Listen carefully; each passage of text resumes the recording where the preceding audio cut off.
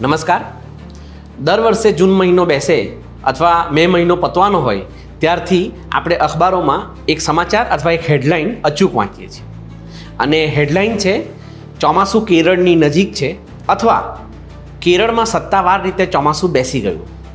જો કે સત્તાવાર રીતે ચોમાસું બેસી ગયું આવું લખતા પહેલાં પ્રક્રિયા શું હોય છે એ જાણવી અત્યંત જરૂરી છે, કારણ કે ઘણી વખત માવઠા પણ પડતા હોય છે અને એ માવઠાને આપણે ચોમાસું કહી શકીએ નહીં.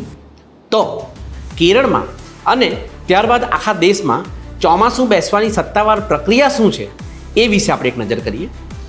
કેરળમાં નૈઋત્યના પવનો આવતા હોય છે, જે દક્ષિણ અને પશ્ચિમથી પવનો આવે છે. એટલે સૌથી પહેલાં આપણા દેશમાં જે ભૂમિભાગ છે એ કેરળનો ભૂમિભાગ છે ત્યાં અથડાય છે. આમ જોવા જાય તો આ ચોમાસું 15 દિવસ પહેલાં આંદામાન નિકોબારમાં અથડાતું હોય છે અને ત્યાં પણ વરસાદ થતો હોય છે, પરંતુ અખંડ જે ભૂમિભાગ છે એ કેરળનો છે. એટલે આપણે કેરળમાં ચોમાસું બેઠું કે ન બેઠું એની વધુ ચિંતા કરતા હોઈએ છીએ. એનું જે માપદંડ છે એ માપદંડમાં IMD એટલે કે હવામાન વિભાગ દ્વારા એવું નક્કી કરવામાં આવ્યું છે કે કેરળમાં કુલ જુદી જુદી 14 જગ્યાઓ, જેમાં મિનિકોય, અમિની, ત્રિવેન્દ્રમ, કોચ્ચી આ પ્રકારના વિસ્તારો છે. એવા 14 વિસ્તારોમાં સતત 2 દિવસ સુધી 60% કરતાં વધારે વરસાદ પડે તો પછી એવું કહેવામાં આવે કે ચોમાસું બેસી ગયું. જો કે આમાં એવું પણ નથી કે 2 દિવસ સુધી 14 જગ્યાઓ પર વરસાદ પડે એટલે ચોમાસું જાહેર કરી દેવાય.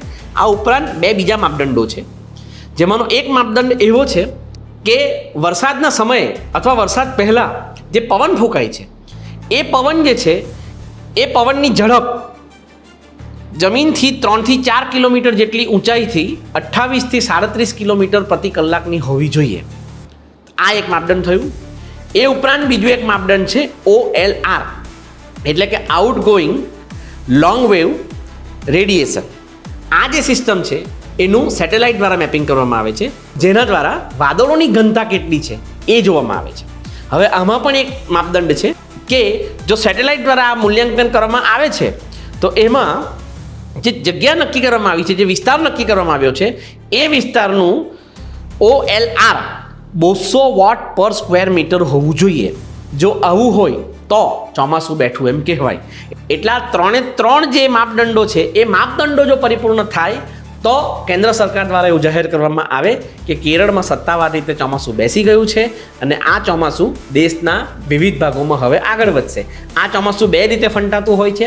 એક ચોમાસું દક્ષિણથી લઈને આપણા પૂર્વીય વિસ્તારમાં જતું હોય છે, એક ચોમાસું પશ્ચિમથી શરૂ કરીને મધ્ય ભારતથી લઈને ઉત્તર સુધી જતું હોય છે. અને આ બંને પ્રકારના ચોમાસા માટે એમ કહેવાય છે કે આપણે ત્યાં ચોમાસાનું મુખ્ય કારણ હિમાલયની જે પર્વતમાળા છે એ છે અને દક્ષિણમાં સહ્યાદ્રીની જે પર્વતમાળા છે એ છે.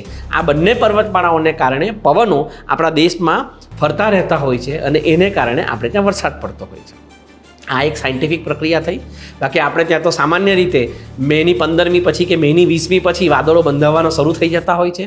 છેલ્લા કેટલાય વર્ષોથી ક્લાઇમેટ ચેન્જના કારણે મે એન્ડમાં વરસાદ અચૂક પડે જ છે, એના કારણે કેરી બગડે જ છે. પરંતુ આ મે એન્ડમાં ખાસ કરીને 20મી મેથી લઈને 2જી કે 3જી જૂન સુધી, ત્યાં સુધી જો સરકાર દ્વારા સત્તાવાર ચોમાસું જાહેર નથી થતું અને એ દરમિયાન જે વરસાદ પડે છે તો એ વરસાદ ચોમાસાનો ભાગ હોતો નથી. એ વરસાદ હોય છે માવઠા. પરંતુ આપણે ત્યાં અમુક હરક પદુડા એવા પણ હોય છે કે 28મી મે કે 30મી મે કોઈક માવઠું આવે તો કાળી વાદળડીનું સ્ટેટસ ઠપકાવી દે અને સાથે એકાદ કવિતા લલકારી દે કે ભાઈ વાહ વાહ વાહ વરસાદ પડી ગયો. પરંતુ ચોમાસું હોવું અને વરસાદ પડવો આ બેમાં બહુ મોટું અંતર છે. કાવ્યાત્મક રીતે વરસાદ કદાચ આપણને ગમે, પરંતુ વાસ્તવિક રૂપે આપણા દેશ માટે ચોમાસું અત્યંત મહત્ત્વની બાબત છે. આ ઉપરાંત હવામાનના જે જાણકારો છે એ કહી રહ્યા છે કે આ વર્ષે 90% જેટલો જ દેશમાં વરસાદ થશે, જેની આ દેશની ખેતી ઉપર કે પછી આ દેશના ઉદ્યોગો અને સિંચાઈ ઉપર અસર પણ થશે.